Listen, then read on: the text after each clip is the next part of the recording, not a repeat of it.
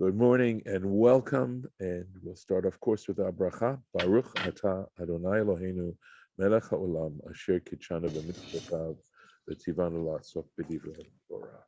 Amen. And let me see. I thought I had it, but apparently I don't. So I need to do this. That should catch me. Sort of the secrets of. Sorry. Oh dear. 1 second here, please. There we go.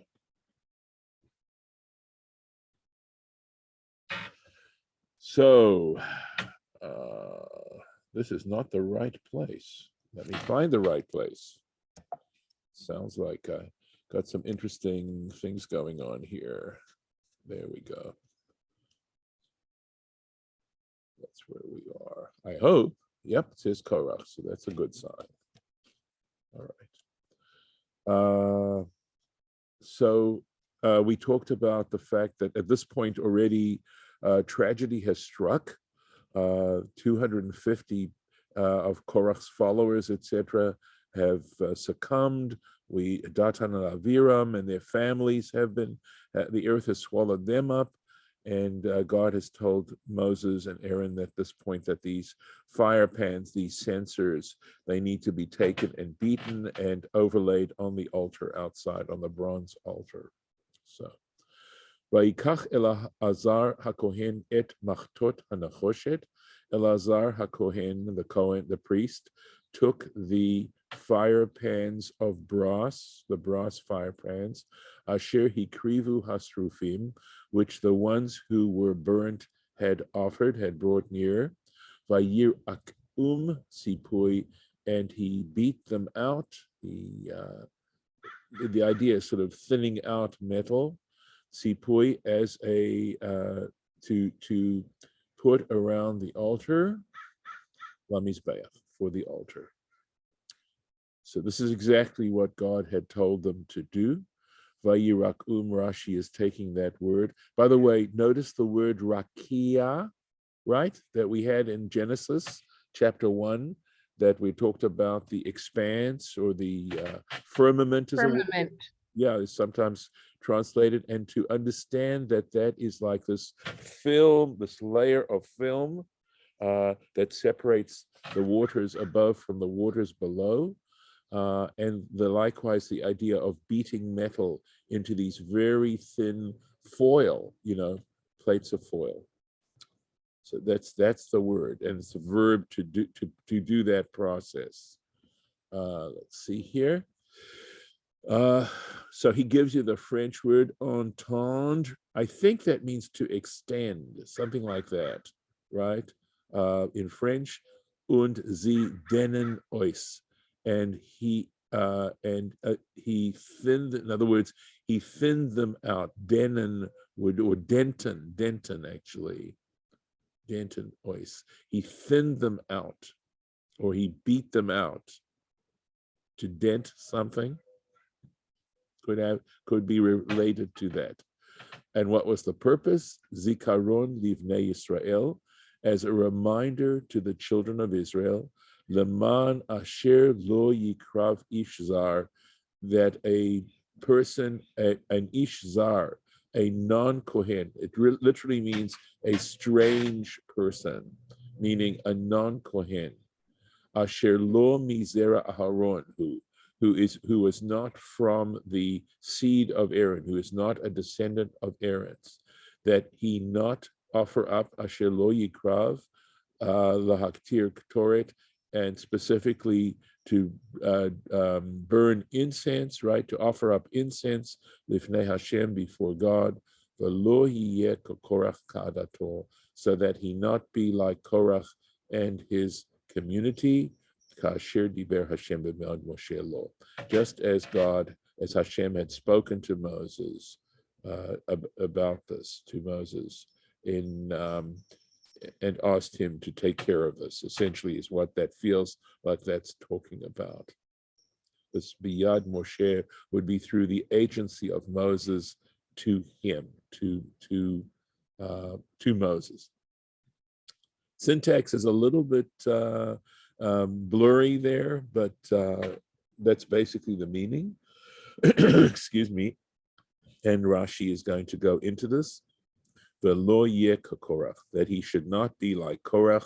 Kedei shelo yeh k'Korach. So it isn't just a declarative sentence, is the point that Rashi's making. It means so that he not be like Korach. Kasher diber Hashem biyad Moshe lo. Wow, a lot of words in that one, right? And what I was struggling to translate. So it says, Kamo alav. So it says, Moshe lo, he's understanding the law meaning alav. Al Aharon diber el Moshe. Regarding Aaron, he spoke to Moses. Sheyehu uvanav. So, Rabbi, Yes. mine says that, including parenthetical and non-parenthetical, it says the word lo literally means to him. Yes. Here it means about him. Right. That is about Aaron, period. He Correct. spoke to Moses. Yes. Right. Right. That's what it's coming to. That's what Rashi's explaining to us, how to translate this properly. So Okay, I didn't hear that with what you said, but that. well, it may not have been as clearly as you just said it, okay? But that was at least what I was trying to get across. Right. Okay. That how he's understanding it is where it says Kasher diber Hashem, just as Hashem spoke biyad Moshe through Moses, law about Aaron, is how Rashi's understanding this, or how the tradition is understanding this regarding Aaron. So let's keep going. Thank you. So diber el Moshe, he spoke to Moses, Sheyehu uvanav kohanim, that he, that is Aaron and his offspring, should be kohanim. They should serve as priests. Lefichach, and for this reason, lo yikrav ish zar, so that no outside person should offer up asher lo mizera Aaron, who is not of the seed of Aaron, etc. V'chein kol li velo v'lahem. And he says, every time you come across a li, which means, literally it means to me, lo means to him, v'lahem means to them, hasmuchim etzel dibur, when it says daber, in other words, daber lo or daber li, diber lahem, etc. He says, whenever you have those two words conjoined, okay, pitronam, we understand them kamo al, as if it says about, not to, but about. Umidrasho, and the midrash interpretation is that law refers to Korach, umahu biyad Moshe, and what are we trying to say when it says biyad Moshe, through Moses's hands? V'lo katav el Moshe, and doesn't say God spoke to Moses. Remez, this is an allusion, lacholkim, to people who act divisively, al hakahuna, regarding the priesthood. Shelukin betzarat, that they will be punished or through tzarat, right, leprosy. Kamo shelaka Moshe, just as Moses was himself punished, biyador, through his hand, sheneamar, as it says in Exodus chapter 4, vayotzi'ah, he took his hand out of his bosom, v'hinei yador mitzorat, and behold, his hand was leprous, kashelik, like snow. V'alkein luka Uziyahu b'tzarat, and similarly, King Uziyahu was smitten with leprosy himself. So back then, Moses was arguing about the Jewish people and whether he should take his mission. This is where God appoints Moses to go to Pharaoh and to lead the Israelites in order to take them out of Egypt. And Moses is trying to resist that, and it says his hand, right? And that's the allusion of this verse, which talks about biyad Moshe, through Moses' hands. So going back here, this is the reaction. right, of all that's just happened. There's just been this powerful expression of divine wrath at people who are arguing over the legitimacy of the priesthood, etc. Okay, and this is the result here. Vayilonu, they murmured, Kol adat bnei Israel mimochorat. So the next day, mimochorat, on the next day, the entire community of the children of Israel murmured al Moshe, against Moses, ve'al Aharon, and against Aaron lemor, saying, Atem hamitem et am Hashem. You have brought death on the people of Hashem. So interesting. I think this is so interesting. This attempt at this powerful punishment and consequences, etc. And the people's response isn't to be humbled and subdued, but rather to now gripe and to complain and to feel angered, I think, is why. So, which I think is so human.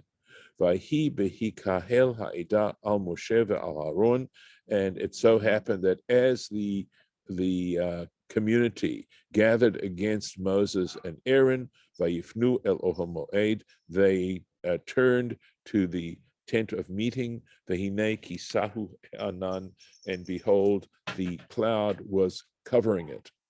Vayera kvod Hashem, and the presence, the divine presence, was to be seen. Onwards. Vayavo Moshe v'Aaron el pnei ohel moed. And so Moses and Aaron came to the entrance of the tent of meeting, or to face the tent of meeting.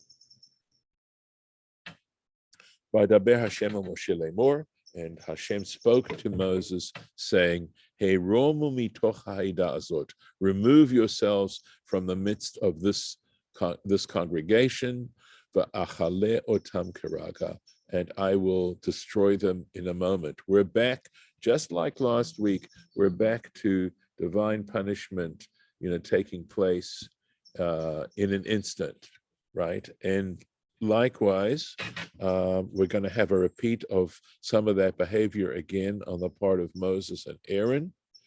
Okay, here we go. So there's going to be nothing but negative consequences. There's this ramming up against each other. That is, you have God reacting to this behavior in a punitive way.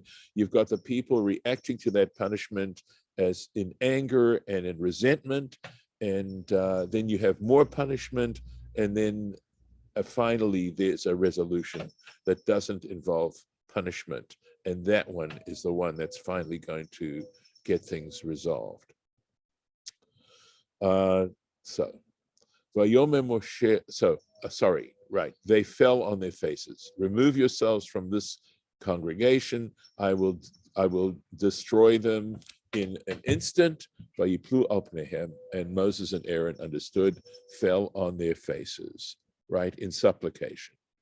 Vayomer Moshe el Aharon, and at that point Moses said to Aaron, Kach et hamachta, take the fire pan, the censer, v'tein aleha esh, place fire upon it, me'al hamizbech, from the altar, fire from the altar, v'sim ketoret, and place incense, v'holech mehera el ha'edah, and go quickly to the congregation, v'chaper alehem, and make atonement for them.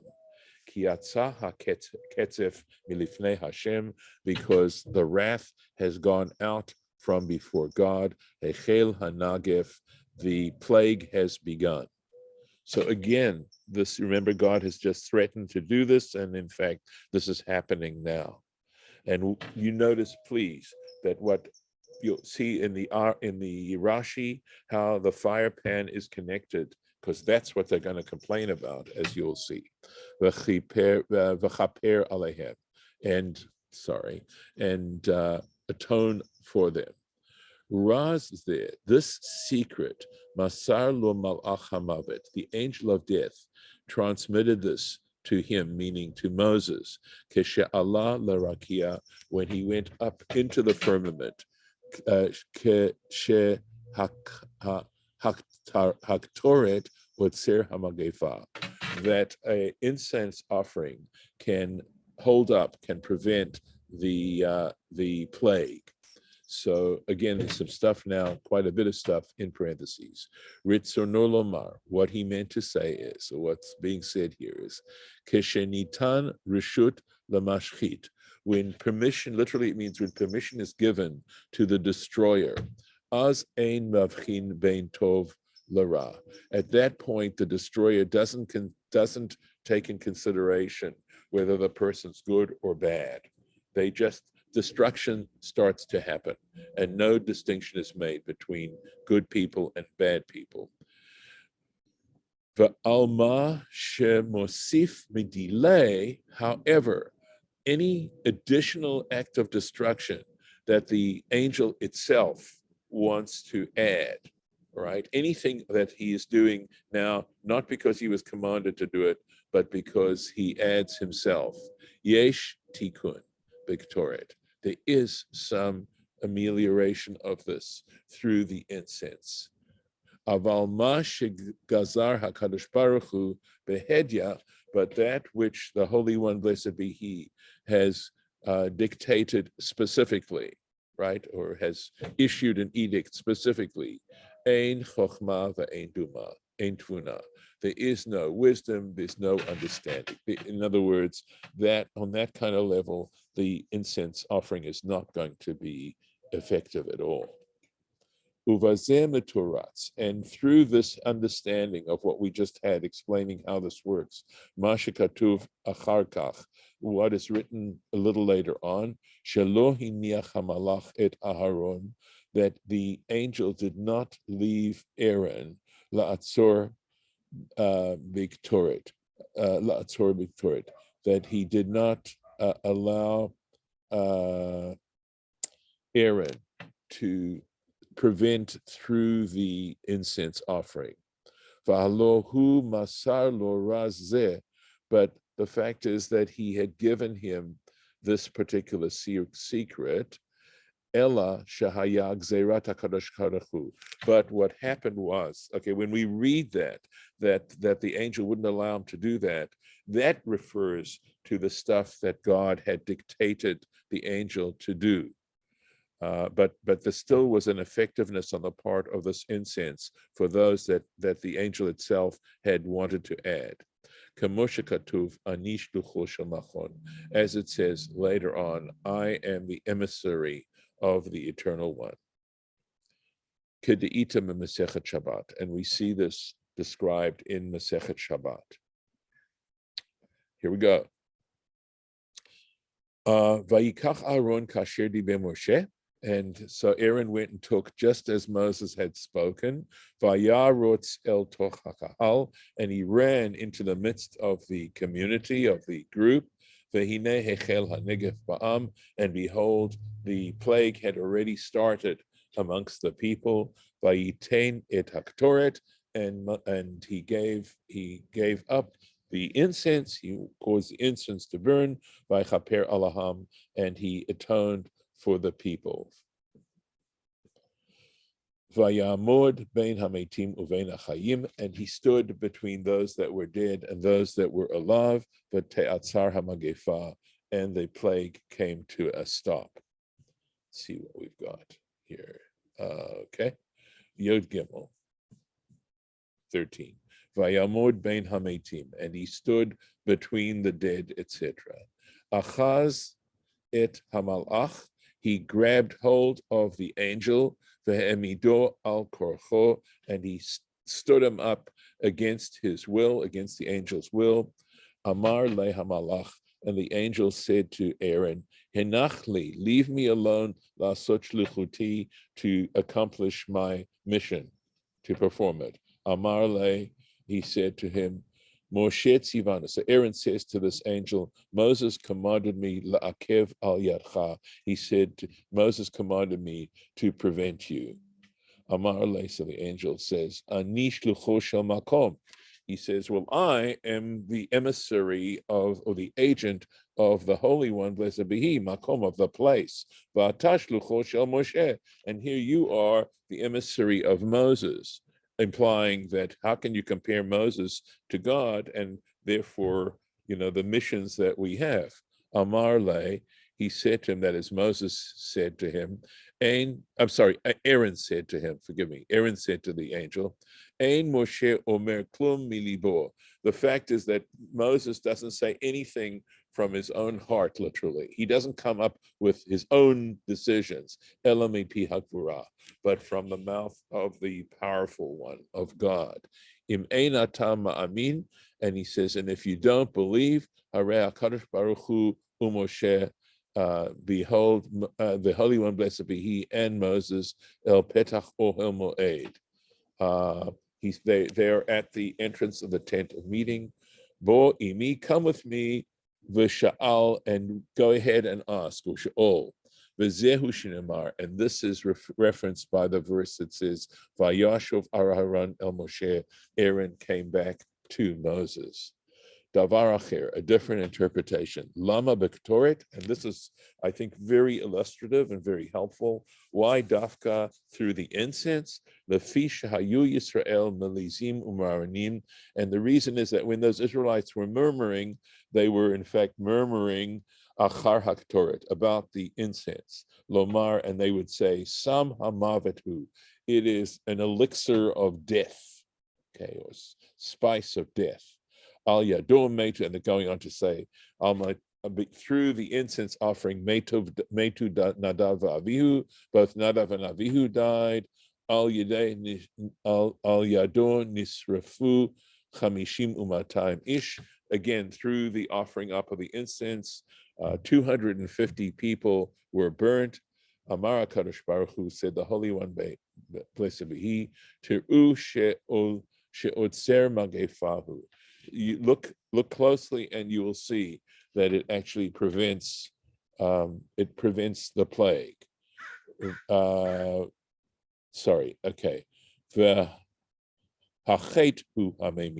And what really kills people is sinful behavior. That's what really kills people. And I think I'm going to stop here, and we'll be able to. Well, the next two verses don't have Rashi, so if you want to. Okay, let's do finish it. this Okay. Aliyah. Well, great. Thank you for the suggestion. All right. Let's find the place here. Thank you. Vaya'amod bein hametim uvein hachayim, and he stood between the dead and the living.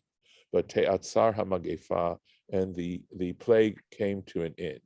Vayu hametim b'magefa, and those who died through this plague are ba'asar elef ushvamaot, 14,700, milvad hametim al dvar Korach, besides the people who had died in the matter of Korach.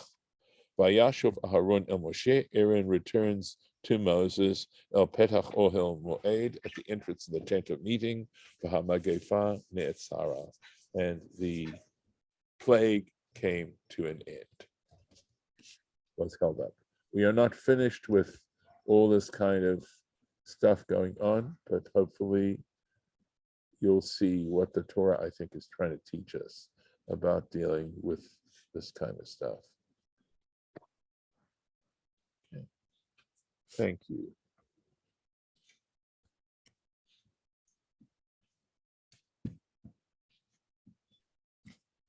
We will end the share. All right, and we'll stop the recording.